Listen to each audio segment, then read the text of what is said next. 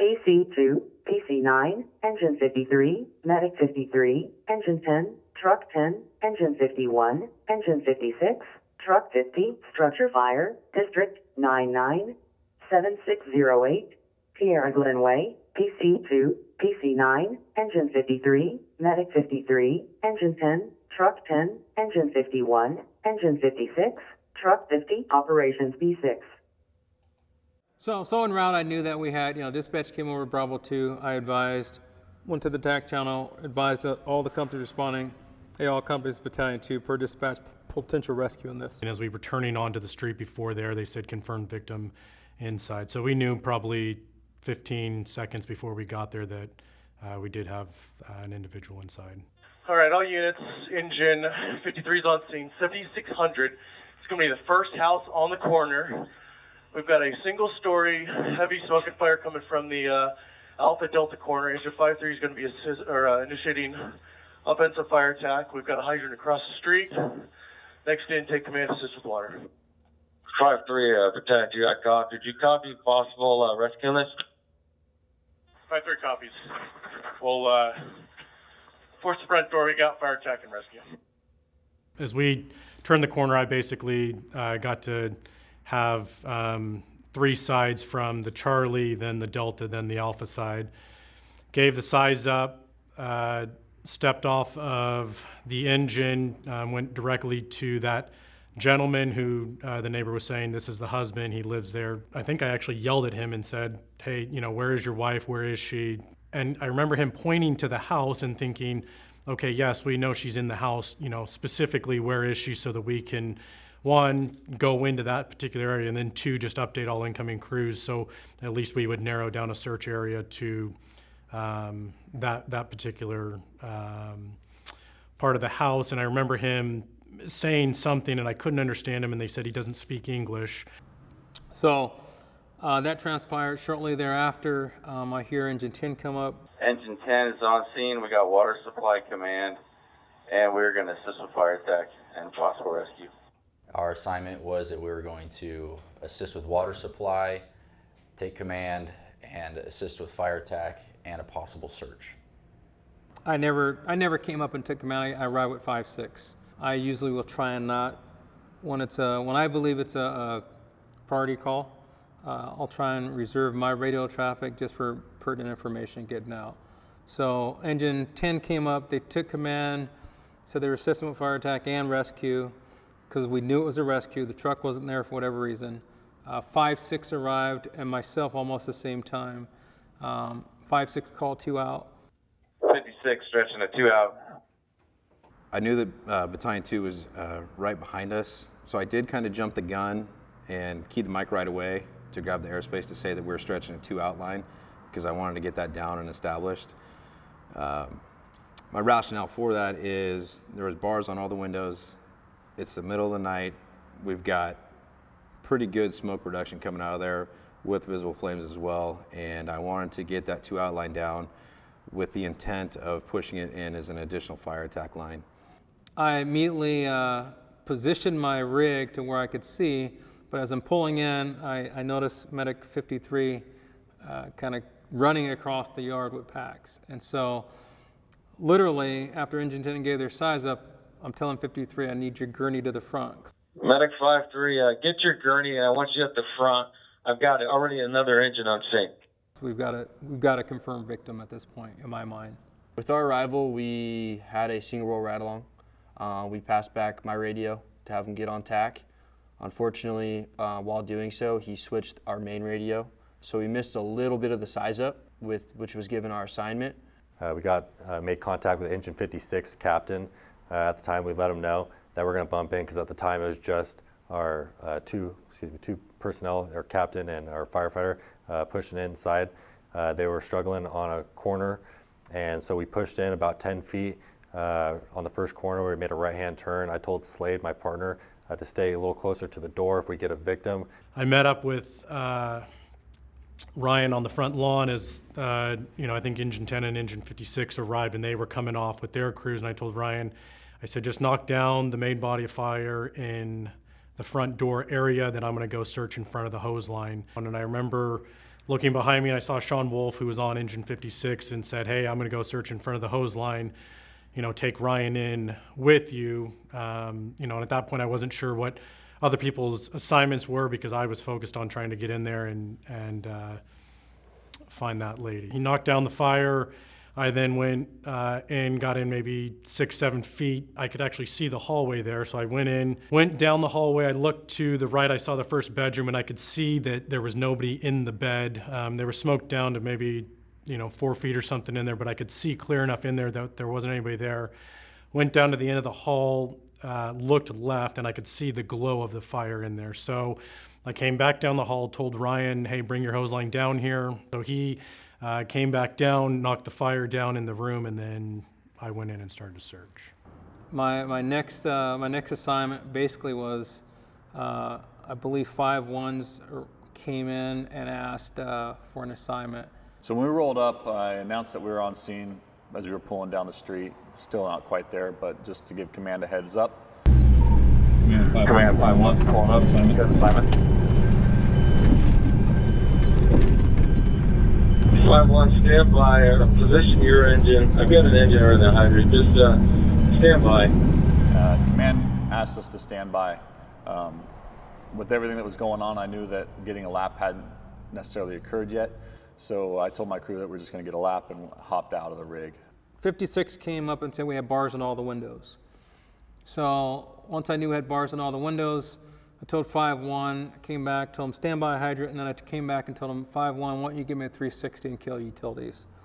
That happened, and of course I'm looking at the building. I know in my mind I've got engine 5-3 inside, I got engine 10 crew assisting with fire talk and also doing a search because we got a rescue. And so by that time the first truck arrives, which is truck 10, which is late in the game for whatever reason. Truck 10 on scene, all in. I gave the initial all-in command. We were told by the Battalion 2 that he needed us to split. I was at that time just stepping out of the rig and was able to confirm with my crew that we were going to split. We sent 2 to the roof, and me and my firefighter went inside. I basically, looking at the building, my thought process is I've already got enough people inside. I need you guys to cut a hole and conduct a search. So I told them I wanted to split. Truck 10, I want you to split. I got heavy, appears to be heavy fire. I want you guys to split. Got 2 companies going in. So truck 10 acknowledged, and thereafter, I think truck 50 arrived. Yeah, split. Truck 50 is on scene. All out for something going. Truck 50, that's a negative. You're going to be reverse split. I've got engine, I got truck 10 on scene as well. So.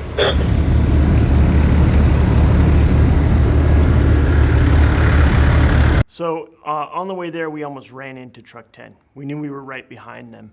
So they were going to take the lead on our assignment, basically. Whatever they were going to take, we were going to take the opposite of, most likely. The acting captain on truck 10 did a great job. He called all in. He was reversed by command. Command asked them to split. He thought he needed vent, was an immediate priority for command. So they split, 2 in for search, 2 up on the roof. Again, in my mind, I got search going on, I got ventilation going on, I got fire attack, 2 outline. Truck 50 came in and they said they were all out softening the building. And when I heard that, I came back over the radio, advised trucks 50 that I wanted them to reverse split. I didn't clarify. In my mind, I'm thinking, well, I've got 2 venting, 2 inside, a bunch of people inside. In my mind, reverse split was softening the building, so basically taking bars and then searching from the Charlie side.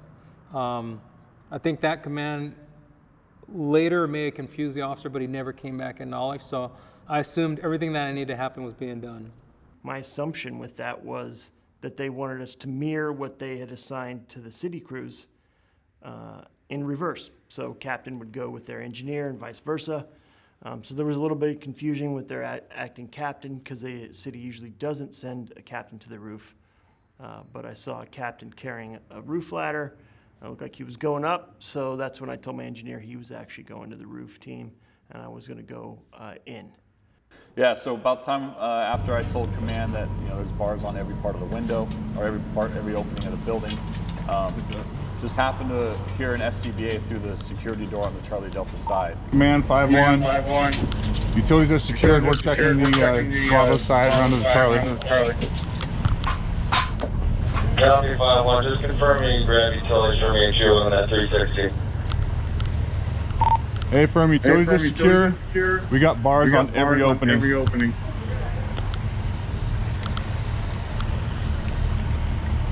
Is that a spider there? Copy, truck 10 or truck 50. Make sure I got one of you guys off in windows in the back as well on the Charlie side. Somebody's here. Victor's coming out, Victor's coming out. On the Delta side, near the garage, one Victor's coming out. Need a medic on your side. Delta side? Who's that?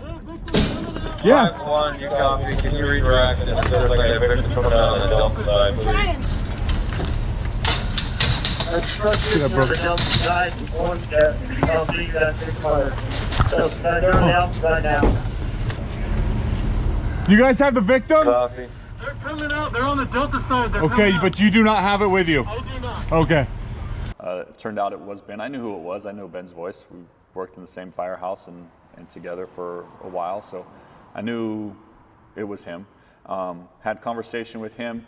He basically said that the victim is coming out. What he said was the Delta side because that was communicated via the radio, so I'm assuming he just was parroting or echoing what he heard on the radio.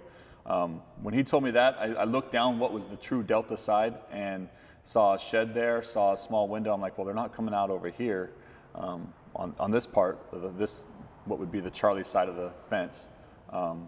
So I knew it wasn't coming out there. So I just confirmed with him that he didn't have the victim and they weren't coming out maybe where we were at that security gate. I actually tried using my hook to force the gate, but it was pretty well reinforced. As we kind of progress in the incident, 5-1's giving me updates, and I hear we got a victim. Yeah, the very first door we forced was the man door to the garage. Right upon doing that, we found the victim. You could see just from her knees down that she was sitting in a chair. Oh, right here. Shit. Hey, right here. Come this way. Right to your left. Grab her. Grab her straight. Right to your left.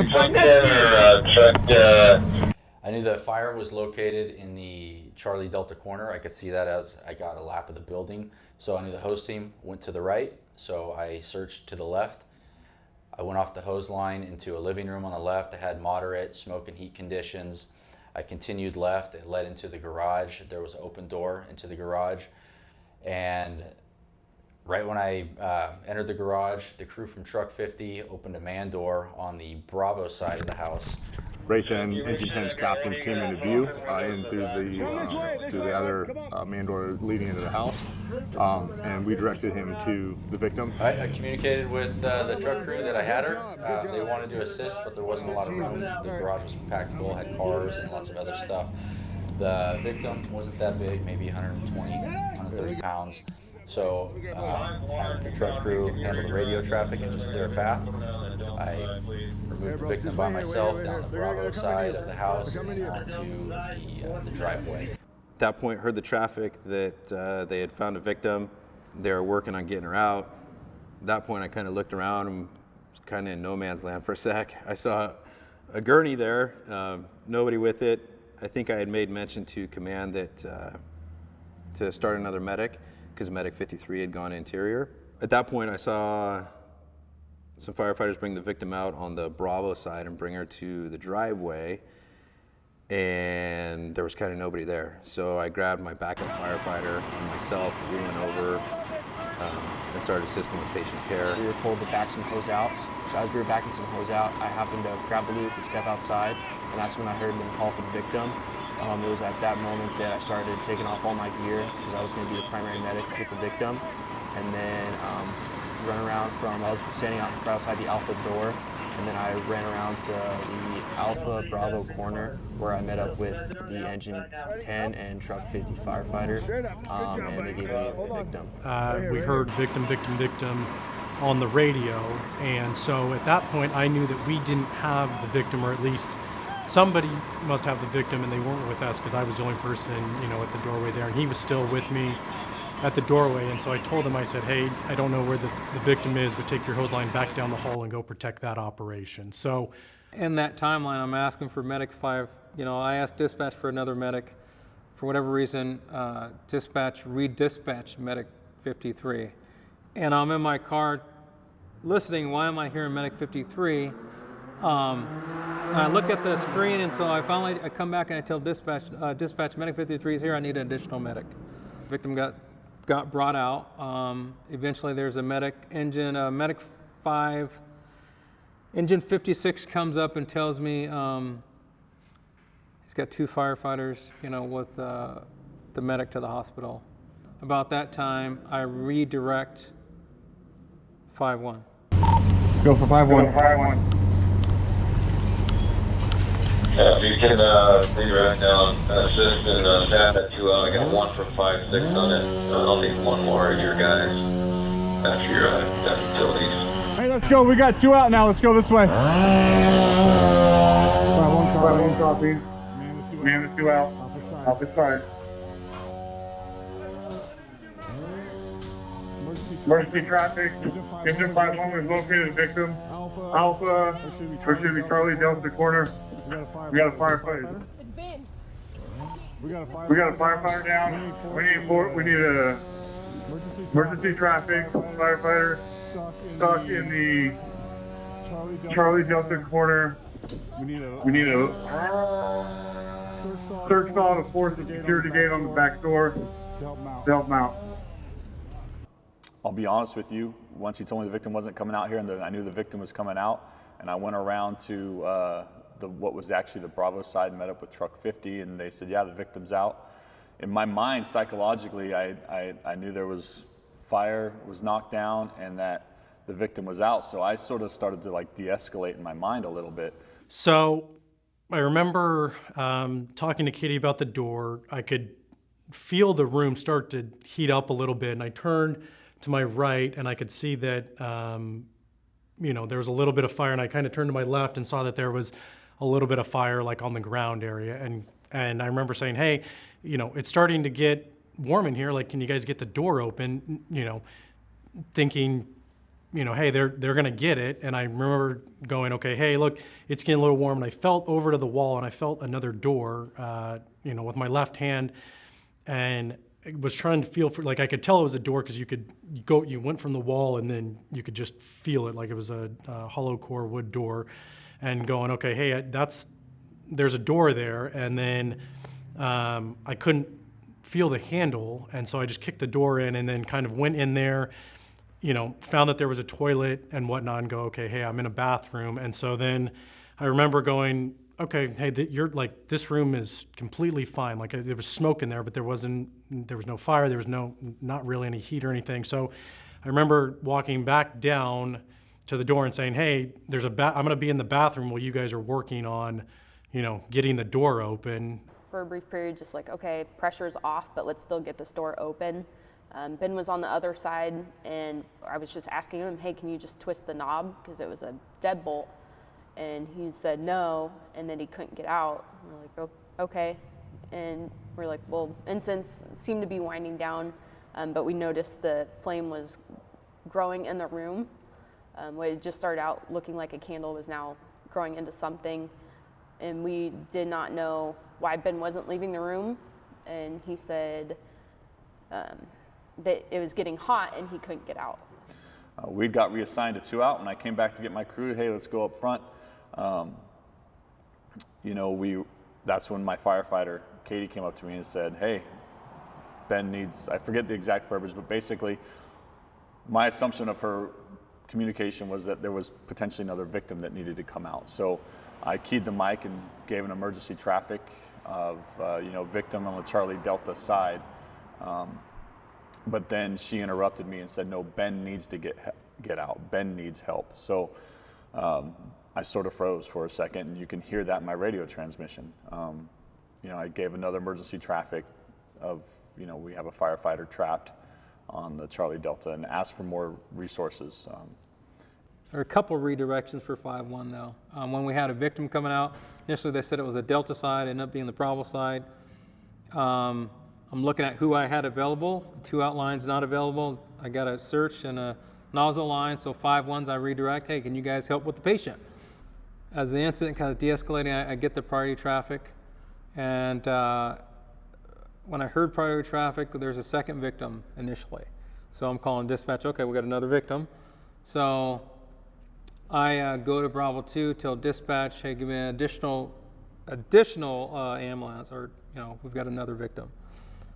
5-1 comes back on the radio and says, emergency traffic, we've got a trapped member.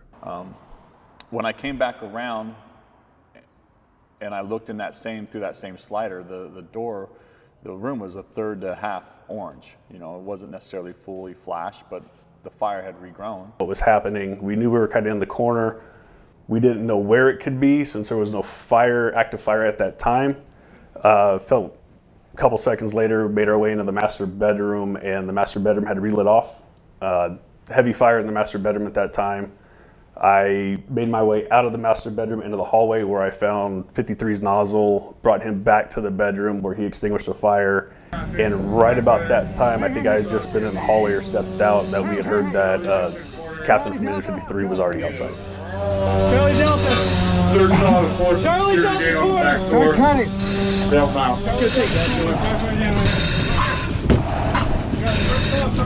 Yeah, we got a search stop. Hey. We're coming. Right here.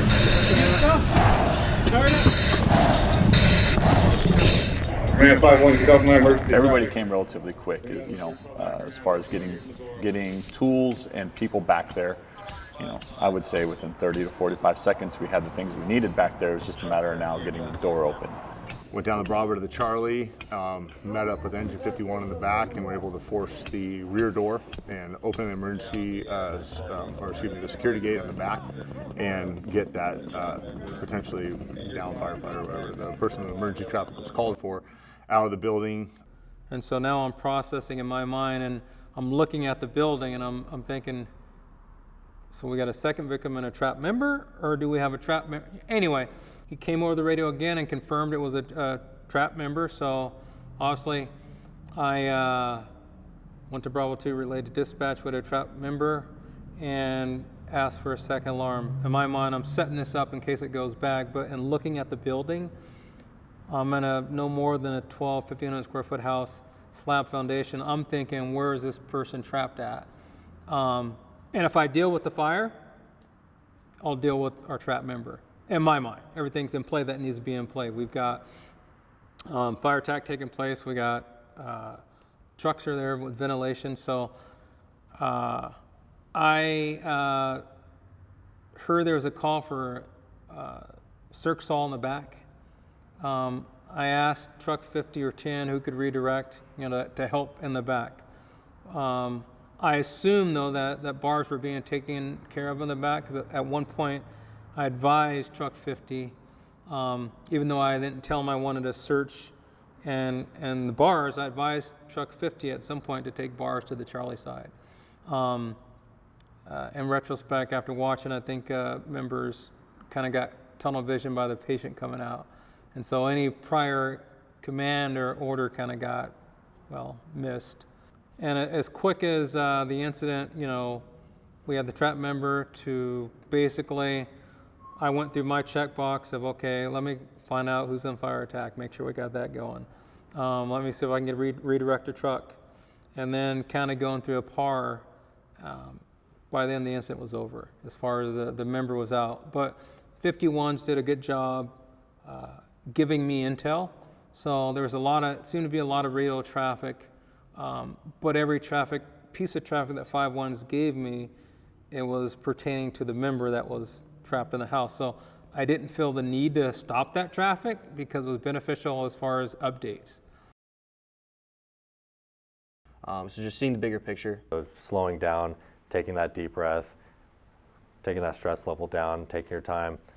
I would have personally liked to have been maybe a little bit quicker on where we would have gone. Obviously been masked up, been able to go in and get the victim. But recognizing bars on the windows, communicating, but then effectively also fixing the problem. So team 2, when they weren't going to the roof, they had started taking the bars off on that Charlie side, and they started on that Bravo Charlie corner. They'd split there and started removing the bars because they saw engine 51 was in the rear, and I don't know if they were assuming or not, but they began removing the bars from the window. So it was known, it was voiced, and it was being acted on, but I think we needed a little more help with that and making that a priority. I'm kicking myself because 9 times out of 10, I have my own personal axe with me. And for whatever reason, I hadn't gotten it in my belt yet when we arrived, and I just wanted to jump off and get to work. And I didn't take that extra second to have that with me. As I walked past the man door to the garage, I knew the fire was in the opposite corner of the home, and it didn't even cross my mind to try it. Just the way everything was buttoned down, in my mind, I had told myself it was locked and didn't think about opening it, just taking a peek and seeing what I saw. If I had done that, I probably would have seen the victim and gotten them out a little bit quicker. I think if we stay focused on what we're assigned or what we assign ourselves and get that job done, I think we could, and stay together as a crew, maintain that continuity and trust that the other people on scene that are assigned those tactics are doing them. I think we could have mitigated some of the issues on here. It's always communication. I had to break off from my crew to do the search, and they knew I went in, but they didn't know I had the victim. And Engine 10, myself, I didn't handle the radio traffic, so my crew and everybody else doesn't know that I have the victim because Truck 50 handled it. So I think I might have been lost for a little bit, at least by my crew. They didn't know where I was. That's why I found it a priority for once I got the victim onto the front ramp of the house to go back and meet with my crew as quickly as possible. I didn't want them to know or to think that I was, not doing the assignment that I normally was. I need to have communication with them. The command officer, Battalion 2, needs to know where I am. So as soon as I got rid of that victim, I went right back to my dedicated assignment, which was to assist that hose line into the fire room as quickly as possible. As soon as we get that fire knocked down, it's all going to get better. Things happen. What we do as firefighters is we adapt to the situation. We can all have a task that we say we're going to do, but it doesn't always work out that way. But as professional firefighters, we adapt to our dynamic situation. And I think we did that. There was a lot that went on in this fire. Yeah, there's lessons learned. We can all get better. Crew accountability and communication, I think, is always number one as far as, how we can prevent things from happening. But we did a pretty good job. Being able to process quickly, if command makes a change, being able to process it a little more quickly and make sure that I give clear intent to my guys about what my expectation is of them. I'm lucky enough to work with guys that do a good job of picking things up on their own. But I think if I could have given a little bit more clear intent initially of what we were facing, right? Our plan was changed because I usually give a plan before they get out. While they were out, that plan changed, and I'm not sure I cleared that up 100% right away for them. It got cleared up pretty quick, but just making sure that everybody's good with the plan, I guess, is something that I took away from this personally. Rescue is absolutely first. Truck 10 did a great job making that call. I'm not sure command knew that we were right behind them, and that's why the split happened. It's hard to get in on the radio sometimes, and you can't, but maybe I could have been more clear about where we were exactly, and that might have changed command's intention on that or intent on that. I'm not sure, but we were literally right behind them. So for us to split and work with guys we don't normally, that can kind of slow things down, just the natural rhythm of them. But it's a good example of why you should get together with companies outside of your normal working environment and companies surrounding you and get to know those guys and make sure that you're comfortable working their plan, just in case something like that happens on the call. In retrospect, would I do anything different? Yeah, in retrospect, I do, there are a couple things I do different. It's rare that I park in front of a building and read the building, and so as a command officer, although I felt that it was valuable, it can also be counterproductive in that you're reading the building versus relying on your individuals that are there for the information. And so that may have played things out differently, where I may have not been able to see the building, ask for more information versus me looking at the building and saying, hey, I know what this is. I've got it. And you know, obviously not assume, you know, everything that happened, I assumed it was in line, meaning that we knew we had a rescue. Engine 10 said that they were assisting with fire attack and rescue. So I assume that that's taking place. Never coming back confirming or getting those updates, but everything did happen fairly quick. The last thing is you know, as far as, you know, when the priority traffic occurred, there, as a command officer, to take control of the radio and require silence is a good thing to do. I didn't do that, and it didn't hurt the incident because all the information was coming back from the company that basically saw the individual. But if I had to do it all over again, it may have calmed the situation down. It actually may have given the officer the opportunity to kind of get his nerves in check and give me some clear information about what we had. And so those are just some things that, you know, when I look at in retrospect, you know, what could have helped me this thing go different. The last thing, and I'll say this, is it's rare that I give officers tactical objectives. As far as what, you know, I always believe that if our incident priorities, you know, are in line, then the tactics should match it. Again, I assumed that everybody heard that we had a rescue, everybody heard we had bars on the window, heard what was going on, and those tactics would line up. And so, may have taken a few more minutes, you know, for me to come up and tell Truck 50 exactly what reverse split in my head meant, which didn't connect with him because he's thinking, all right, we're going to send 2 to the roof, and we're going to take 2 and soften the building, versus I really wanted 2 softening the building, and I wanted 2 doing a search from the Charlie side. Again, a lot of radio traffic to say all that. I'd like to hope we get to a place where our officers, you know, if I call something like that, they're saying, negative, chief, this is what we're doing. That's what I want. I'm sitting in the car. So this was an opportunity for both organizations to kind of see how we work differently and together. And, you know, the one thing that would have been helpful is really knowing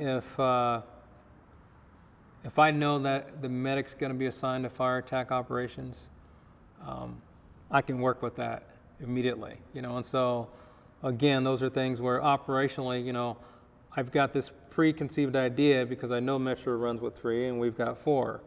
I know if that medic is assigned to it, I know I need another one because they're going to make their 4th and make that crew whole.